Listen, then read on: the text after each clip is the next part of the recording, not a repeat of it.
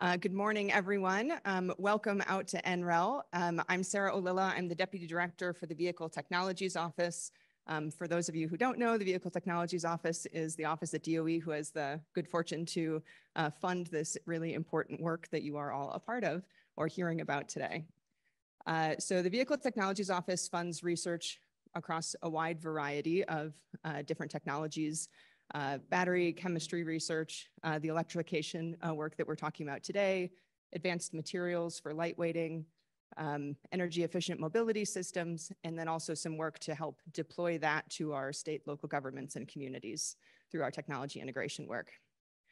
One of the big areas of focus that the Secretary has highlighted is this vehicle grid integration space for this year. So this work that we're going to be talking about over the next couple of days is really important. It's an exciting time to be in the Vehicle Technologies Office as we're seeing increased growth in the uptake of electric vehicles.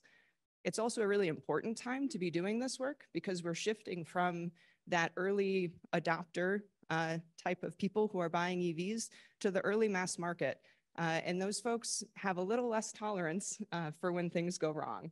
And so it's really up to us to think ahead about what we can do to make sure that we're solving the problems ahead of time and getting those things into the market as quickly as possible. So really pleased to see our industry stakeholders here as well.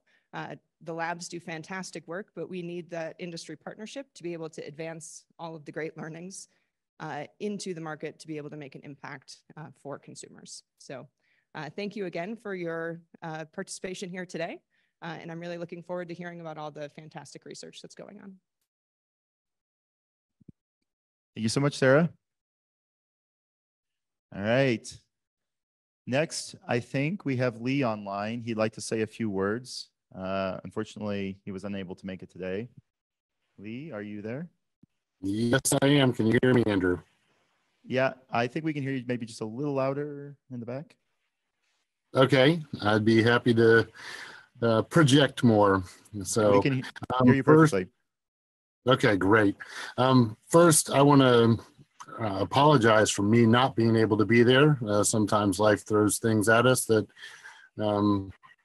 we just have to deal with. So, but I do want to thank everyone for showing up. I looked over the attendance list, and I think this is our biggest crowd yet for one of our EVs at Scale Lab Consortium stakeholder meetings. And that really speaks volumes for how important this work is that's being conducted for vehicle grid integration, not just at the department, but across industry, across the whole ecosystem of all the stakeholders involved, because it really is such a broad, diverse group of entities and individuals. And I want to thank you all for coming to this meeting, because it really is important to every one of us if we're going to make this transition that we're working on so feverishly. And just a little bit of background on the consortium and why we set it up.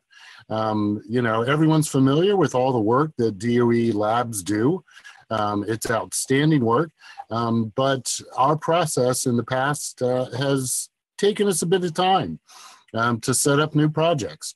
And we came up with this idea for this consortium, all based on how can it be as responsive as possible. So we all know many of the large barriers and challenges that we're facing, trying to integrate the transportation sector as it electrifies with the electricity sector and the grid. But we also recognized early that problems, new issues, new challenges are going to pop up. Sometimes it seems like they pop up daily for some of us, but we wanted the consortium set up in a way that it was flexible. And we've been able to do that. And over the course of the last couple of years that the consortium has been in place, we've been able to rapidly deploy the resources that exist, the expertise that exists across the 7 labs in the partnership in the consortium to address these challenges and barriers working with our industry partners. But, you know, while we know a lot, we don't know everything, and we're not in the trenches facing all these issues day by day by day. And we really need to hear from all the stakeholders, all the people working on vehicle grid integration and trying to make this transition happen. And that's why we have these stakeholder meetings. You'll hear some about the consortium and the wonderful work that they've done and the accomplishments, which are just amazing that they've come up with. But, you know, really this is all about hearing from you. So don't be afraid to speak up. You know, any chance you get, whether it's in the broader group or just during one of the breaks when we're able, or you're able to socialize. You know, share your thoughts, share your ideas, share your concerns. And, you know, let's explore how we can address these in a very timely manner, because let's face it, a lot of this stuff has to happen yesterday. So we need to hear what these barriers are, what these challenges are, and figure out how we can use our resources and expertise in the most appropriate and cost-effective manner and timely manner to help you all meet these challenges and barriers. So with that, I'm going to stop. I know listening to a disembodied voice is kind of like, especially first thing in the morning. But I want to thank you all again for making the trip out to Golden.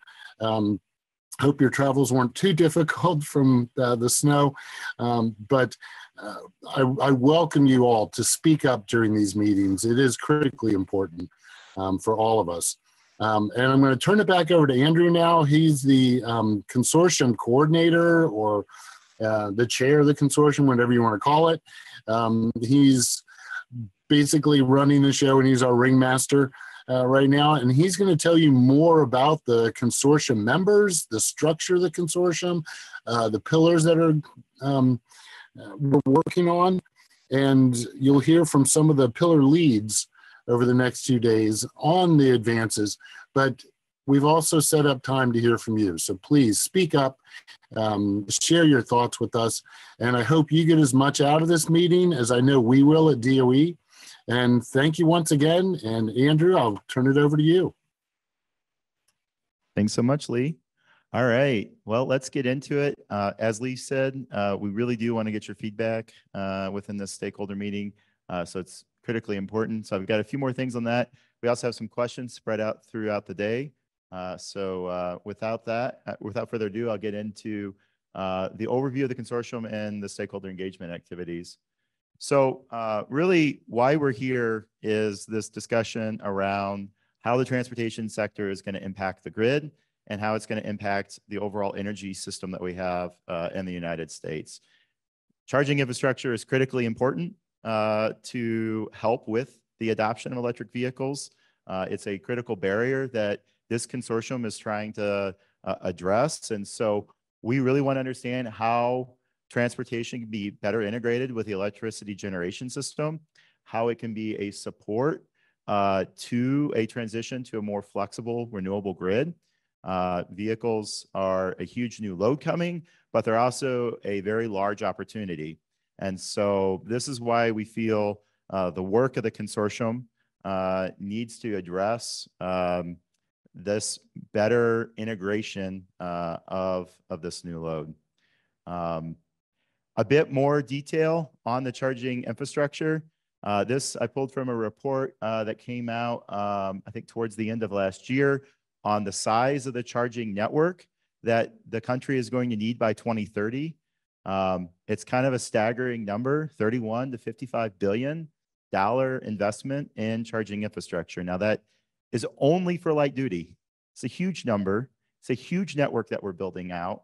And it's a very large investment that the nation is going to be making to support the transportation system. So this consortium really needs to help support that investment, make sure it is well defined, and make sure that we build this beautiful tree. I guess we don't see a lot of oak trees here in Colorado, but back where I'm from in Missouri, we do. So I really like this picture. It really is very instructive to see how much of the public network is needed, but then also the private network. So the roots of the tree represent this private charging network where you see significantly more ports that are invested, but at lower power. The trunk is to represent the fast charging network.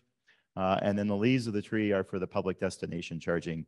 We really need to understand across all three areas what are the right locations, the best technologies to best integrate with the grid. So the consortium's objectives are to help transition a nationwide fleet to electrification. We are bringing together the national labs expertise in hardware, software, and other technologies in order to support this transition.